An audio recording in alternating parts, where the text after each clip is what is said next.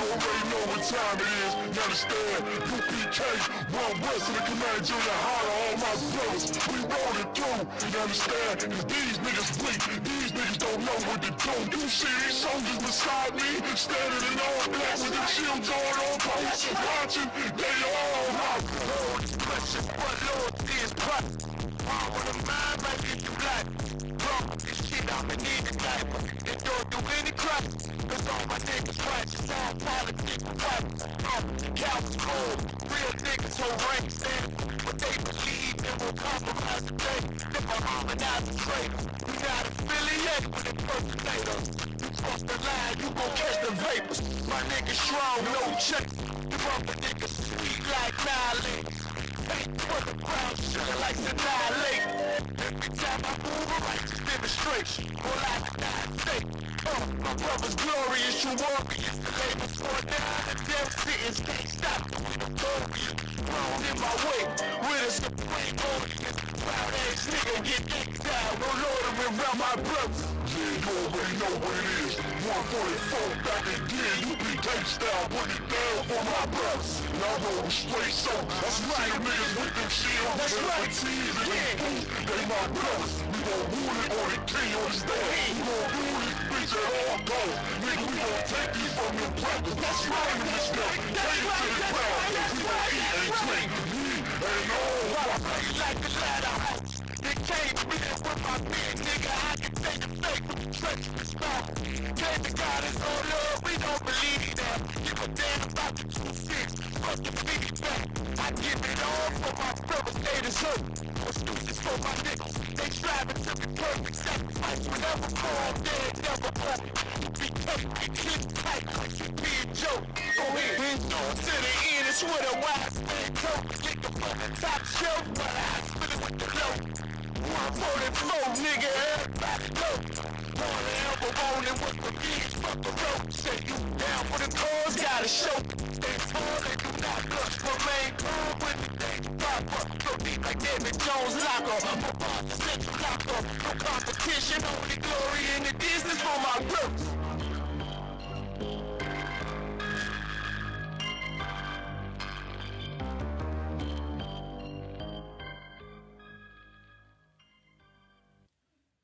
Alright, we're gonna go ahead, clap it up.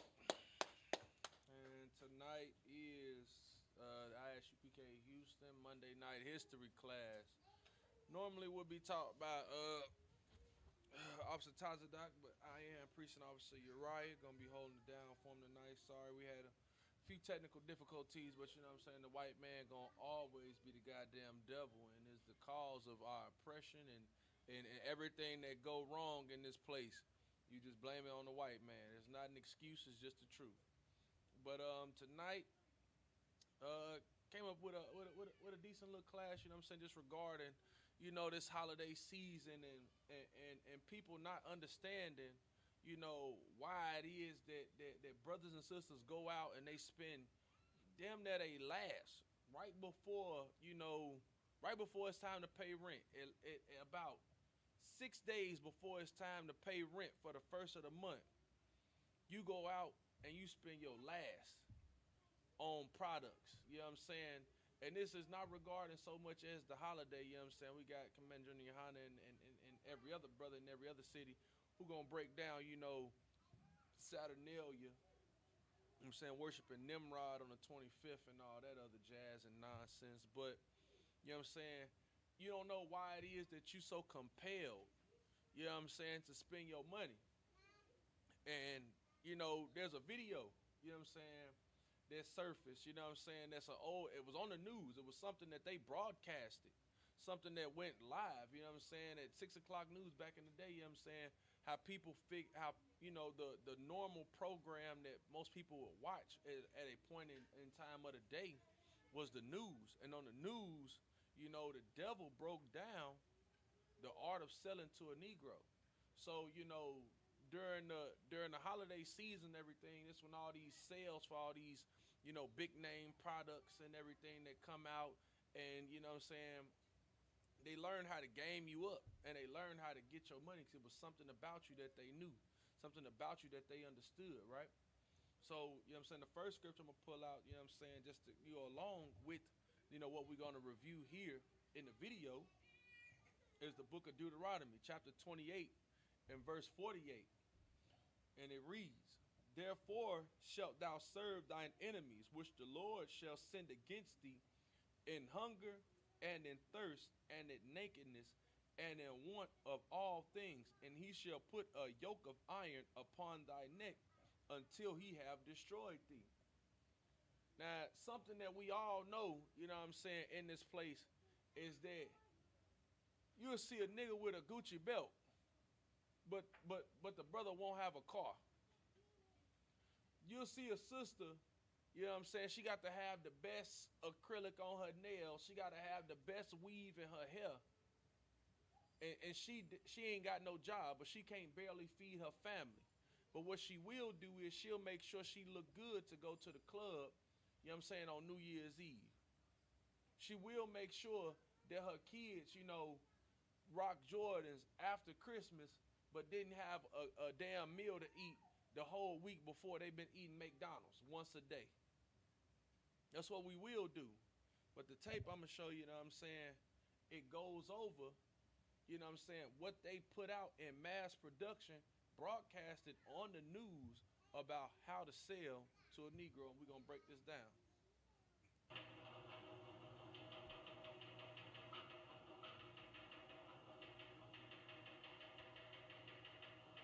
I don't know if y'all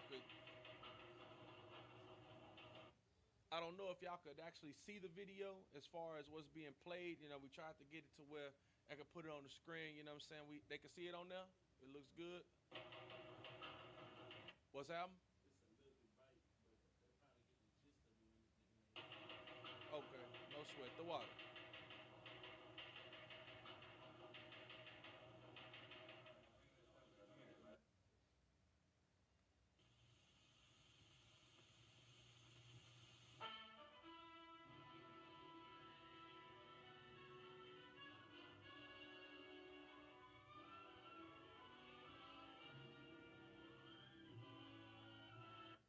And this is, and I want to pause it right here at this point of the video, because you have to understand that at some time, because this is after slavery, some maybe 100 years or maybe 90 to 80 years supposedly after the end of slavery, where black people began to rise, and we began to have a little bit of economic value in this place, in the earth. You know what I'm saying? So this is when we got the HBCUs that's hopping off. You got brothers and sisters going to school. You got brothers and sisters, you know what I'm saying, mastering trades and being a part of, the economy.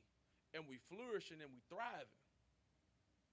And at some point, what used to be where we would only sell and deal amongst one another, this is what they came about to try to get that black dollar from out of your pocket. So instead of it circulating within our community, like the scriptures say, and it's our curse, we're going to go to our enemy for all things. When we hungry, when we thirsty, and when we naked. But again, the video is called The Secret. So there was a secret to it. That and it's crazy that there's a secret to selling to Negroes, and Negroes don't know how to get other black people to buy from them. That we have to promote our products as black-owned products in order to get a brother to come buy it. But they got a secret as to how to get you to go spend your money.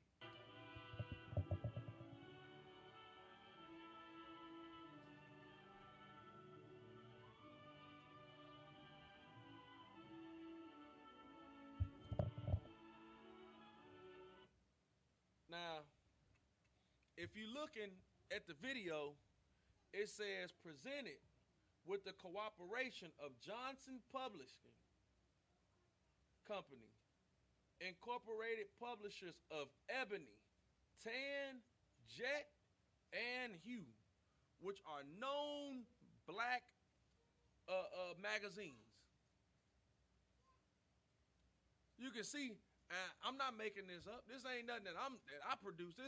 This video came out in the 1950s. Well, we thinking that just because, you know, Ebony is a black magazine or Jet is a black magazine, you have to understand that the rich of our people will hang you out to dry and give them the secret of selling to black people.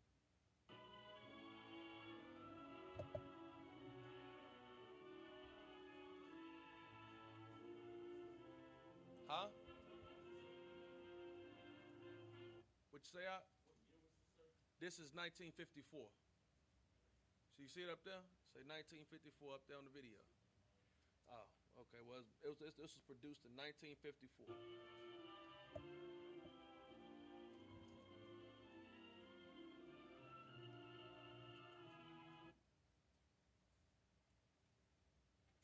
you go. Hello, I'm Bob Trout. I've got a story here that I think is big, really big, because it's bound to have a terrific impact on business. I'm talking about a new market, a big new market. Millions upon millions of new prospects with $15 billion to spend. That's right, I said $15 billion.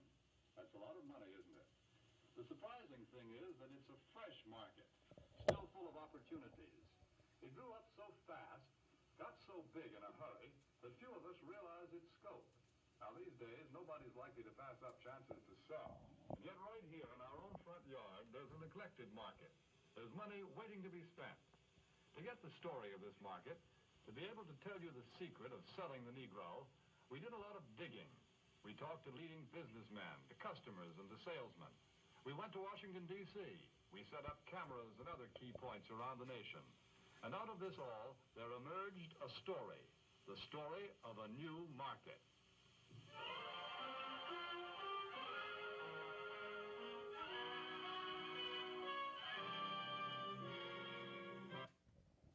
I'm gonna pause it right there.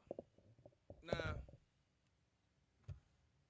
at this time, this is right before the civil rights, or at least, you know, at the beginning, kind of, but it's leading into it. This is the mid to mid 50s, going into the early 60s, when the civil rights era is really about to hit. Now you can see why coons like Martin, like Magic Mike, you know, really caught a lot of praise at this time from our oppressor, because they had a product to sell. This man just said at this time, this is in the 1950s, that $15 billion of buying power we had at this point, and it's a new market. And the reason it became a new market, or was a new market, was because for so long, they didn't want us in the stores. They didn't want us buying their products. We had to shop within our own community. And now understanding that we making each other rich, well, how can we stop them from being rich? How do you stop a nation from holding up on its own? You figure out how you can stop them economically. And that's is what they discovered, was that it's a secret to getting brothers and sisters to come shop at your store, or to eat at your restaurant, buy your food for their family. Don't go on. Yes, this is the market we're talking about, the new Negro family.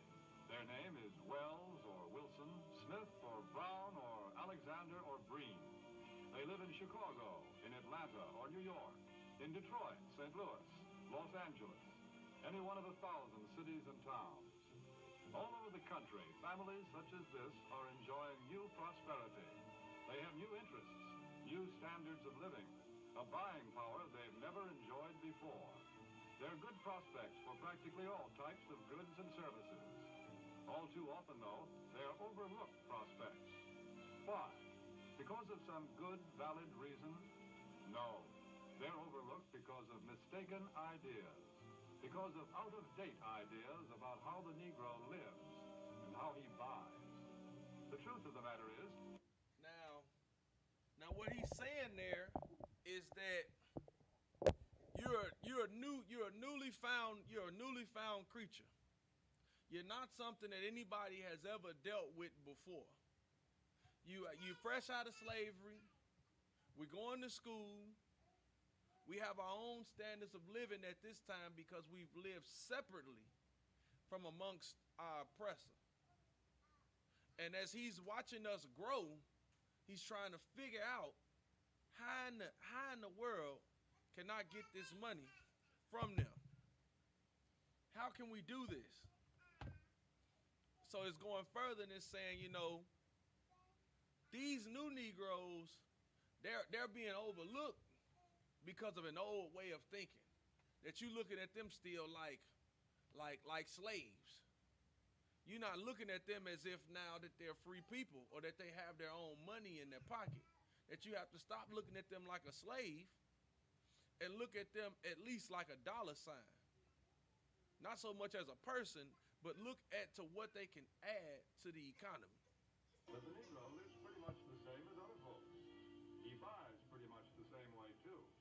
But just the same, a lot of old doubts and opinions keep cropping up over and over again. I don't like to do business with Negroes. They're drifters. You can't keep track of them. Yes, although a lot of people think that way, the truth is that 1 out of every 3 Negro families living in cities today owns its own home. That figure comes directly from the United States Bureau of Census. Now we're going to stop that there. They say 1 out of every 3, that's 33%. You know that 33% has dwindled down to 20%. That almost only 20% of African Americans actually own their own home. This is in the 50s. Now, like the scriptures say, you're going to go to your enemy and want of all things, paraphrasing, until you've been utterly destroyed. You can tell that we're utterly destroyed now because we moved into these major markets and we left from being owners to being renters. Instead of being, manufacturers, now we're the consumers because now they learn this secret. Maybe so, but Negroes are poor credit risk. Not more of a credit risk than any other group. Actually, the Negro homebuyer meets his payments faithfully, often more faithfully than other race groups in the same economic level. That's the information we got from people who ought to know, the National Association of Real Estate Boards. Well, maybe, but I've always heard that Negroes buy shoddy, poor-quality merchandise. No, it's just the other way around. According to leading researchers, in proportion to population and income, Negroes buy more quality products than any other comparable United States group. You see, there are a lot of confused notions about the Negro customer. But when you dig right down and find out about them, they just don't hold water. Negroes own homes. They meet their payments faithfully. They buy good brands of merchandise. So why let a lot of old-fashioned ideas hurt profits? Take a look at the real facts. Here in Washington... Now, what the man just said was that we pay on time, we buy good merchandise, and we buy good products. Now, this wasn't just... Now, what in all actuality, what he's saying is that we'll go spend our money with a white man with a decent name. Long time, we used to be sharecroppers, and they would give us bad deals.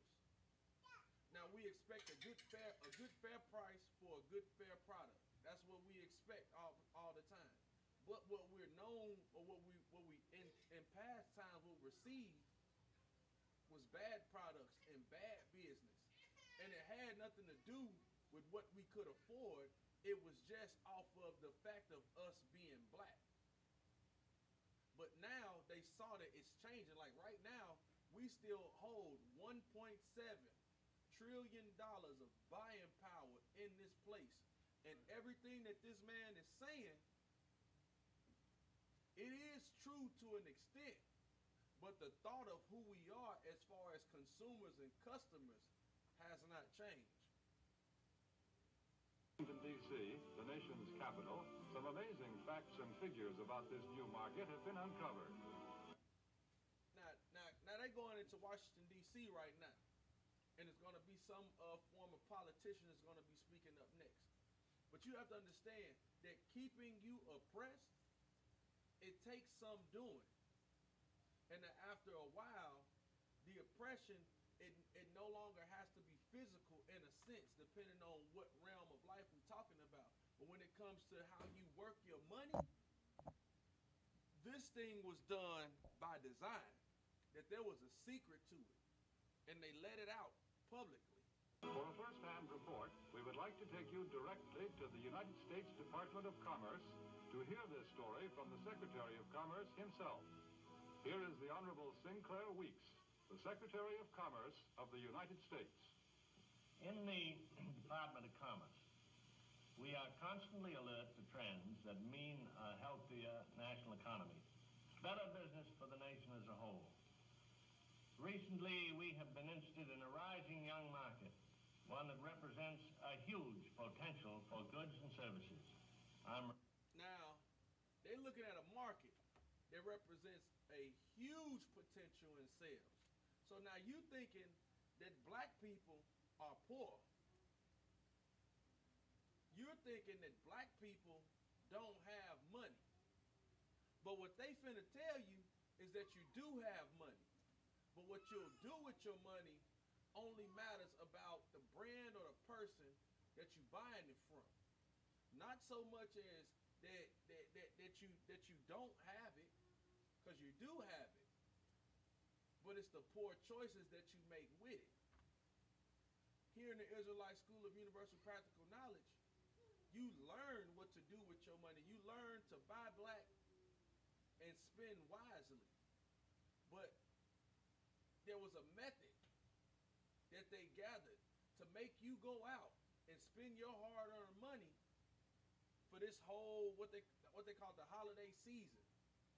That you've went and you've arguably spent the most money of the year on goods and services for 2 months. Take the damn hanger from him, Kenya. These are arguably the most costly months of the year for you, because what you're after is exactly what they're going to tell you here in this video. Referring to the new Negro market.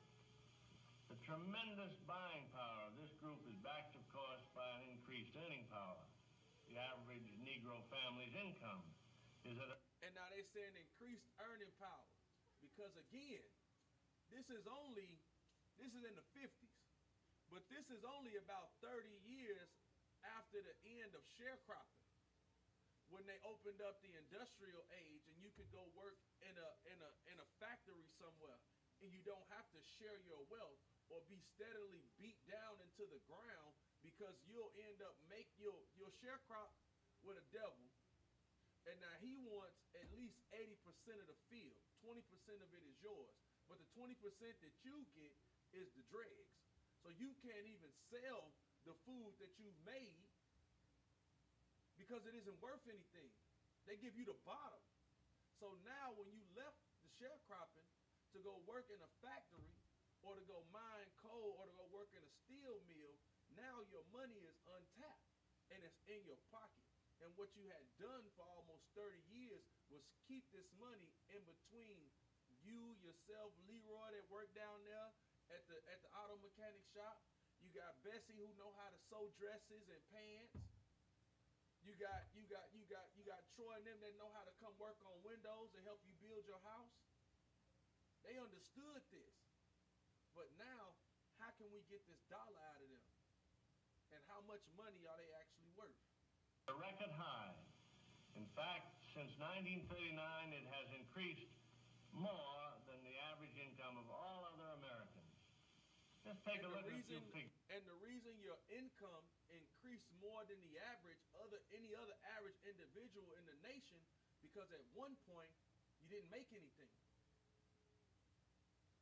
So now with you being able to make your own money and the ability to have your own economic status, now they want to figure out how to stamp that out because you rose too fast. Yes.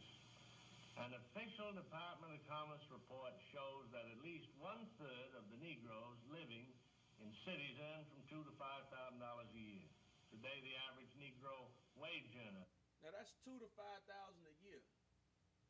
Now that's back then. Now with inflation, you got most Negroes that don't even make 2 to 5,000 a month. Most of us now live below poverty level. But at this point, they saw you as a rising citizen, the rising star within the economic division of the country. That's what they saw. That's what they understood. Brings home a paycheck 4 times larger than the one he collected in 1939. As a whole, the Negro market has a total income of about $15 billion every year. And after taxes, Negro families still have many billions of dollars to spend. Here is a buying power that cannot help but have a tremendous effect on our national economy and on business prosperity in general. When these dollars are spent for a wide range of goods, services, and employment. Again, the scriptures say, and want of all things until you have been destroyed. And he's talking about how they can further the destruction because they see that you're coming up. Business everywhere is bound to feel the impact. This new buying power has resulted in a class Negro market, a profitable, above-average income group of consumers. For example, the nation's largest newspaper and magazine research organization, Daniel Starch and staff, reports these significant figures. More than 51% of the readers of Ebony magazine have a record player in their homes. Almost 64% own a television set. And almost 78% enjoy the convenience of an electric refrigerator. It is also a fact, and this is from the magazine The Food Field Reporter, that Negroes spend almost $3 billion a year for food alone. Per capita, they buy more cosmetics, drugs, and toiletries than anyone else in the country. And their children are better educated, too, because since 1930, enrollment in Negro colleges is up 2,500%. Now, do you see what they're describing at this point in time? This is in the 50s. It's in the 50s.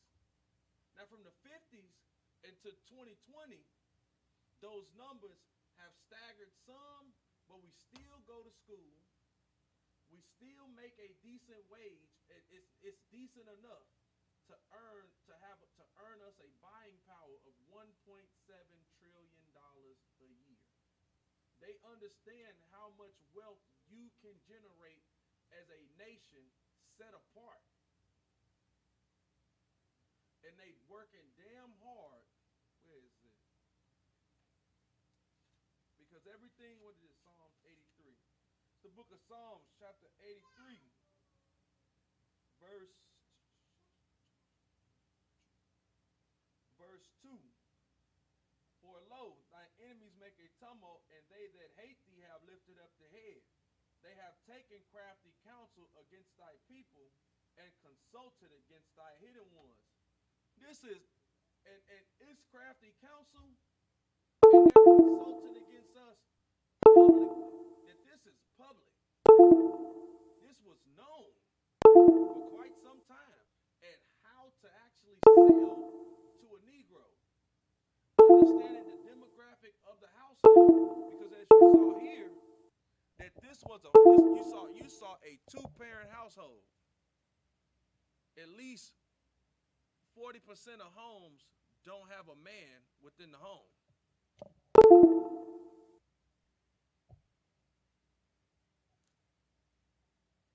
Ain't nobody going to the grocery store and spending their own money at the store anymore. And it's not a black-owned store. It's going to be Walmart, Fiesta, or HEB, some other brand of shopping. Going to school, it's no longer that brother sitting there going to school. It's mostly our sisters going to school. You need a mic, all right?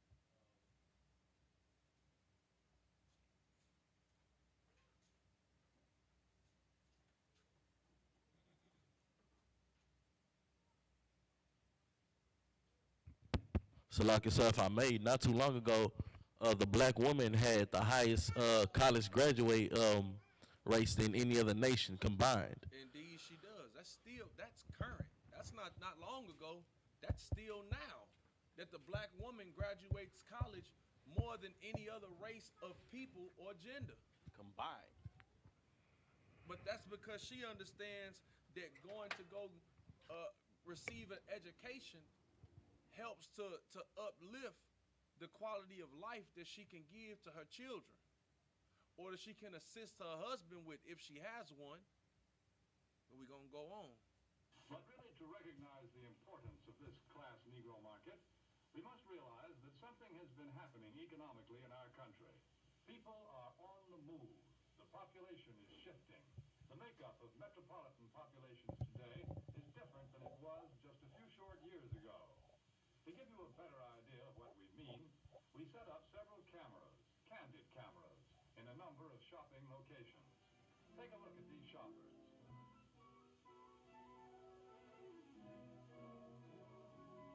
Notice what a large proportion of them are Negro.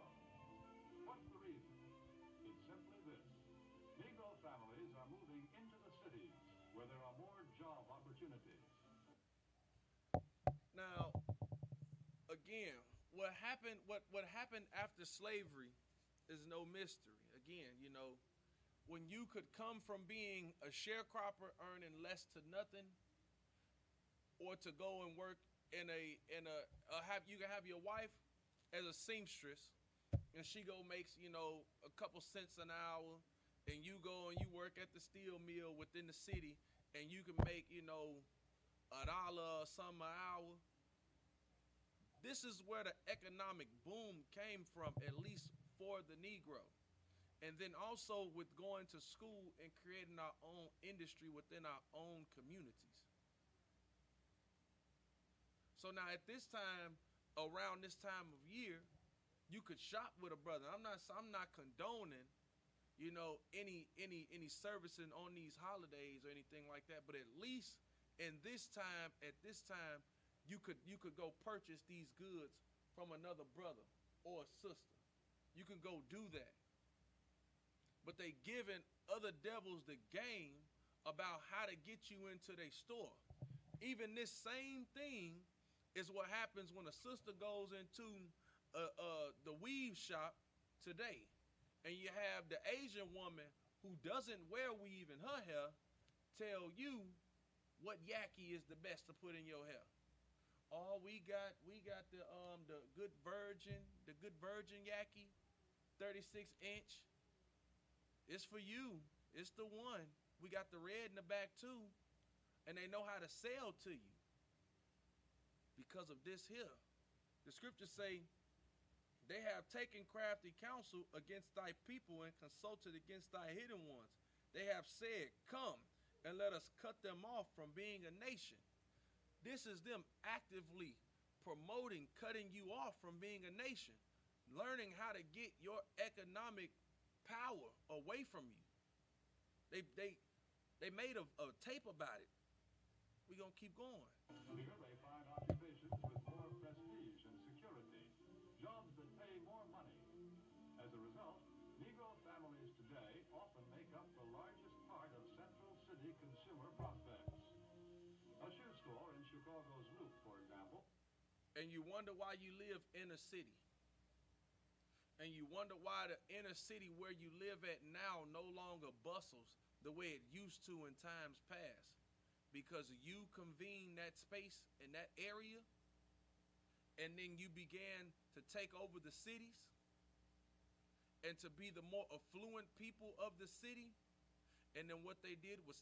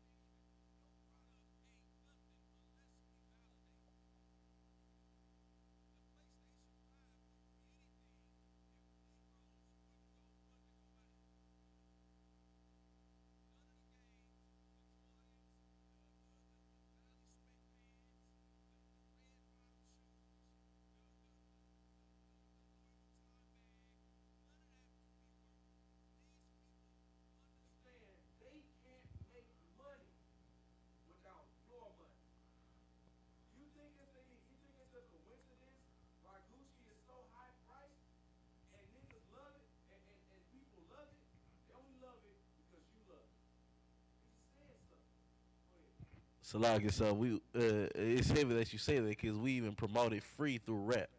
Come on, man. We'll and most high in Christ for that. Because what you're saying is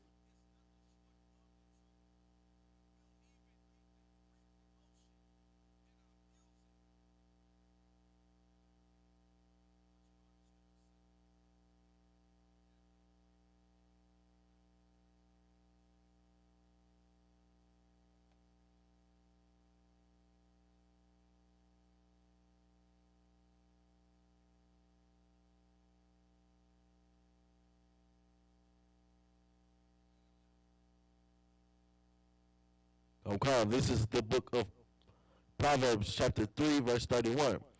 Envy thou not the oppressor, and choose none of his ways.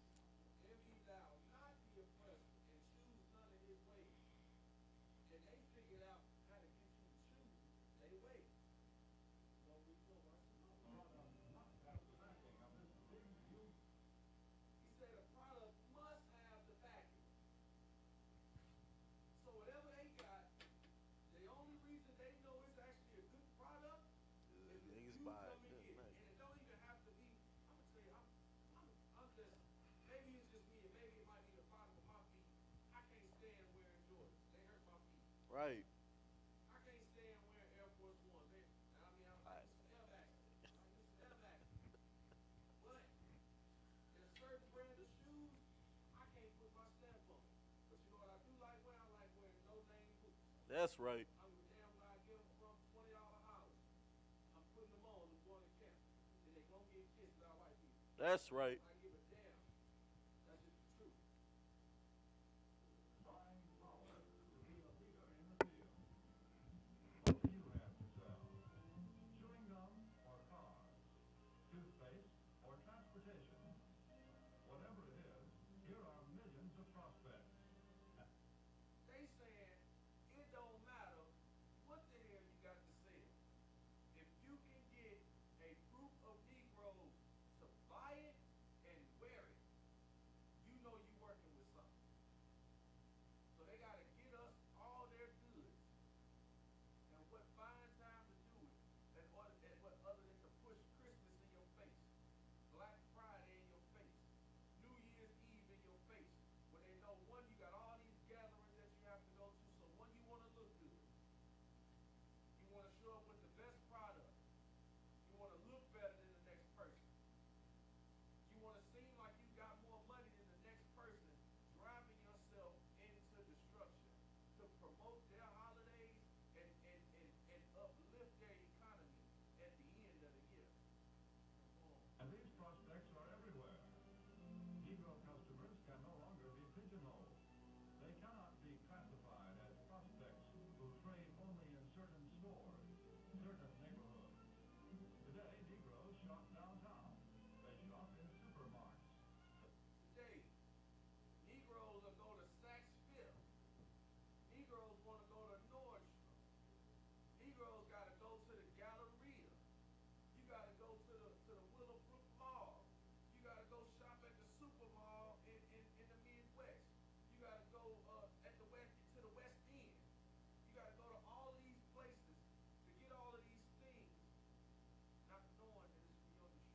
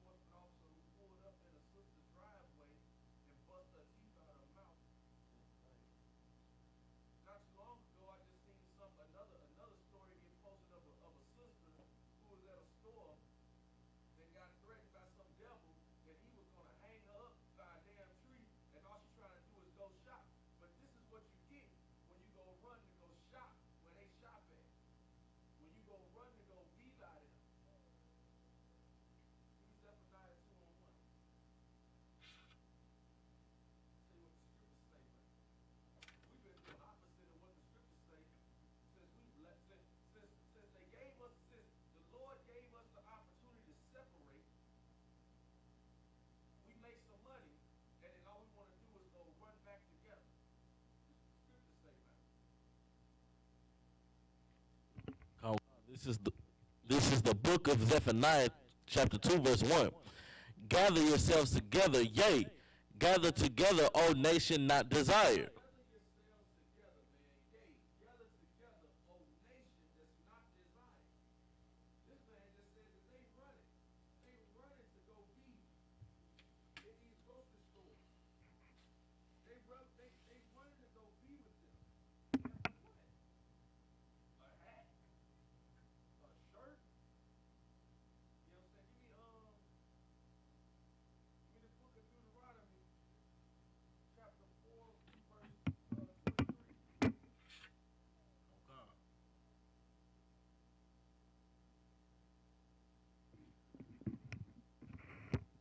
This is the book of Deuteronomy, chapter 4, verse 3. Your eyes have seen what the Lord did because of Baal Peor. For all the men that follow Baal Peor,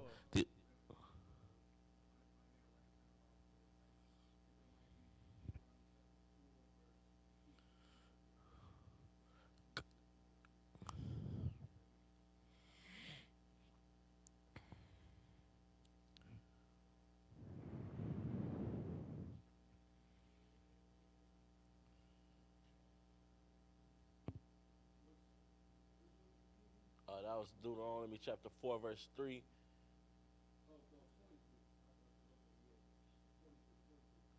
Salaki, sir. This is the book of Deuteronomy, chapter 4, verse 23.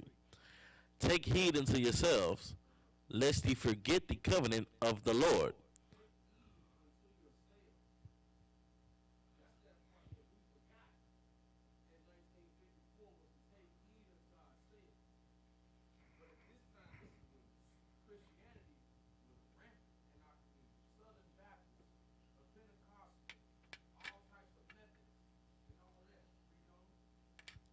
Come. Take heed unto yourselves, lest ye forget the covenant of the Lord your God, which he made with you, and make you a graven image, or the Lord, Salakia, which he made with you, and make you a graven image, or the likeness of anything which the Lord thy God hath forbidden thee.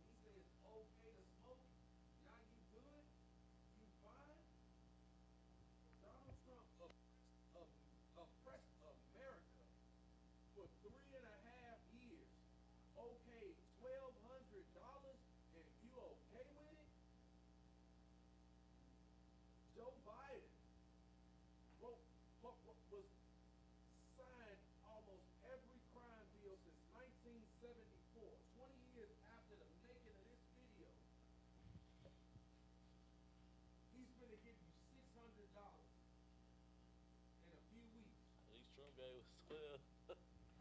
And look, and hey, look, that's what they're gonna say. Niggas ain't great. Niggas ain't great. They gonna say at least Trump gave himself and gave you 3 years of sheer oppression and had no thought of doing anything different. Joe Biden, to me that word was moving brother. Yeah. See, Joe Biden, he no different than Trump. The only difference is he hides his racism. He keeps it deep within his heart. So that's gonna be the one thing that's on his mind to do to you is to oppress you and your people. That Kamala Harris, she giving out football jersey numbers in California. And you think she for you? So like Joe Biden literally said, "You're not black if you don't vote for me."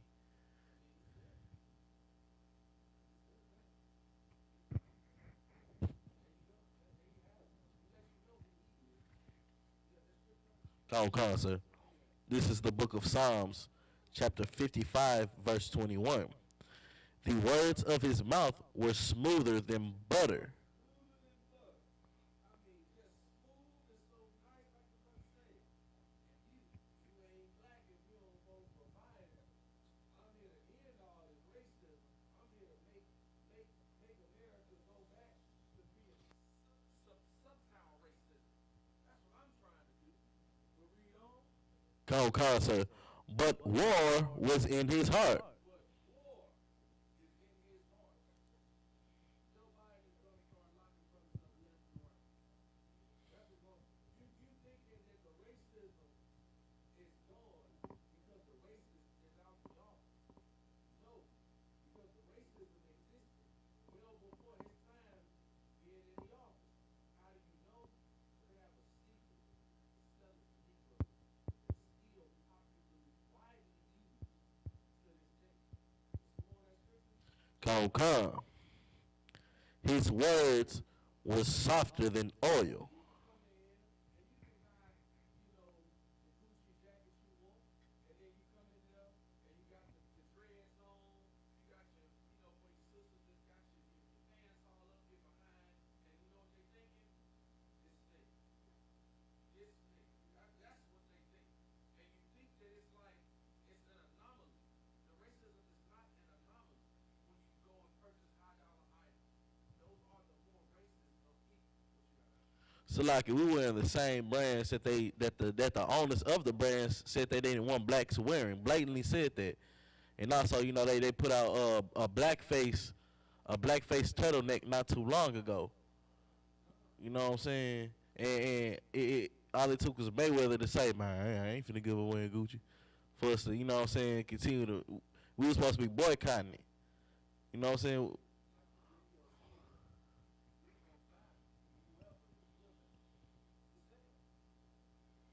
Got a good name on it, good quality item, we're gonna purchase for the sake of just spending the money.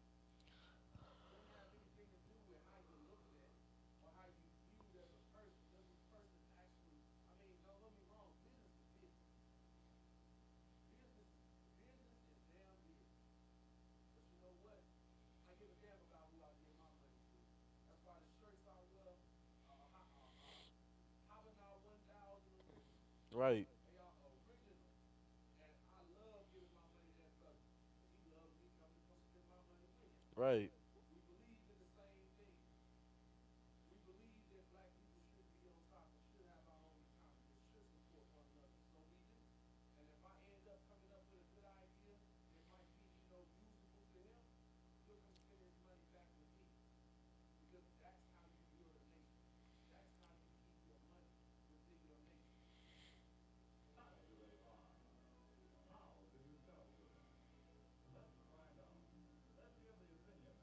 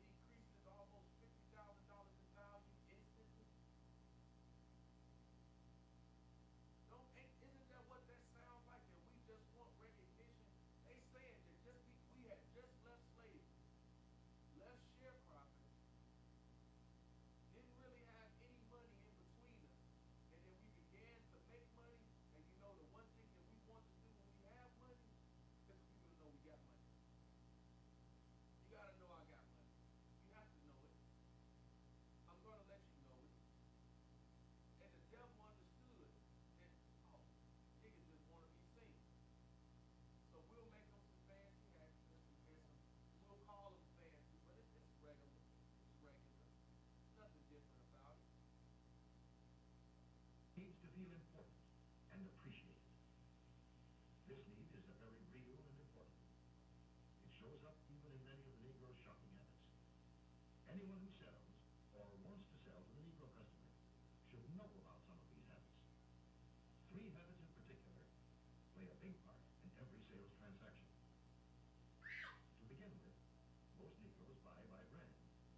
They ask for products by name. They understand that most Negroes buy by brand. And when we go in the store, man, let me get them blue and white breads, man. Let me get them. Man, you know what?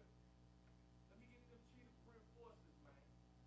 Man, you got the foam posits back there, not just looking for some regular shoes. No, we know what we want. And because they know what we want, they began to learn how to sell it to you, even when you're down on your last dime. They're quick to turn down off brands. Do you wonder why? Well, listen to what this customer is thinking. That last hat I bought just didn't hold up at all. You see, for a long time, the Negro has been sold a lot of shoddy, second-class merchandise. So now he asks for name brands in order to make sure he gets his money's worth. Buying by brand, that's the first important Negro buying habit. Now for the second. The Negro buys good, quality merchandise. Symbols of quality and prestige are very important to the Negro customer. This woman, for example, is buying fine crystalware. But she is also buying the admiration and approval of her friends and relatives. So they letting you know that during this time of year, especially around this time of year, you're not going to go purchase things just for the sake of, giving out good gifts and good cheer. You buying things for the approval of other people. They tricked you into spending your money on, other people thinking that you have some type of status or class. That you just can't be, that you can't be regular. You have to be abnormal. You have to be abnormally savvy when it comes to the things that you purchase and or buy. That you have to have the best. And then when you have the best, it's to make yourself seem propped up against your counterparts or your friends and your family, your relatives. We gotta come from out of this mess, man. This is what's causing us a lot of division and a lot of problems within our community. Because when you go buy, I'm not saying don't go buy the best brand, but I'm saying don't go and use these same shopping habits, because these are what get people killed. These are what makes rent go unpaid. Children go without life because of these shopping habits. Because we don't know how to spend or know why to spend. They explain it to you that if they understood or learned how to take your money from your paycheck before it's due to get. Listen to her thoughts. Isn't it beautiful? I can hardly wait to show it to Sally and Joe. It's a well-known fact that many Negro customers are influenced by the opinions of others. What their friends may think of a certain item often decides whether or not the sale is made. So remember, the Negro buys quality merchandise. That's the second important point. And here is the third thing to remember when selling to a Negro customer. When he specifically asks for one thing, don't try to sell him something else. Don't try to switch him at the point of sale. If you do, he'll probably react something like this. Doesn't he think I've got the money to pay for it? There's a reason for this reaction. Again, because he's had experience with cheap merchandise, the Negro resents being offered a substitute. He wants to be sold on quality, not price. The Negro buys by brand, he buys quality, and he doesn't like to be switched at point of sale. These are the keys to selling the Negro customer. Another point. The Negro family does things together, as a group. The family works as a unit. It lives as a unit, and it buys as a unit. When you sell to one member, you many times sell to all.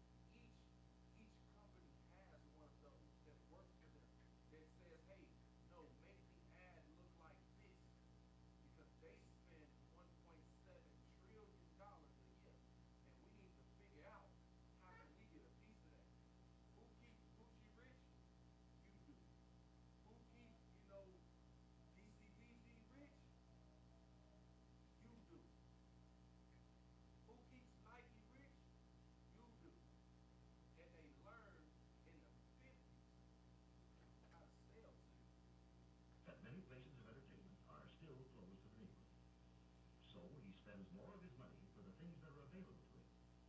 Often, And I like that last point. We go spend money on things that are available to us. Now, what the Aki brought out earlier is correct. That owner doesn't want us to buy their clothes, but he does understand that he's not going to be a multi-billionaire without our money being spent on his clothes. So they have to make them available. And let's just get this. The man who creates the clothes doesn't sell them from a Gucci store. You don't go buy Gucci at a Gucci store. You go buy Gucci at a Macy's or a Ross. And they don't want you to have it, but because it's going to be a department store that's going to make it available to you, it doesn't matter because they sold the product to Macy's. Macy's sold it to you because Macy's is who makes it available. for items that are considered luxuries. Another trait of the Negro market is the fact that it is a pre-sold market. We know that the Negro buys by brand, and he buys the brands that he knows something about. Where does the Negro buyer get this information?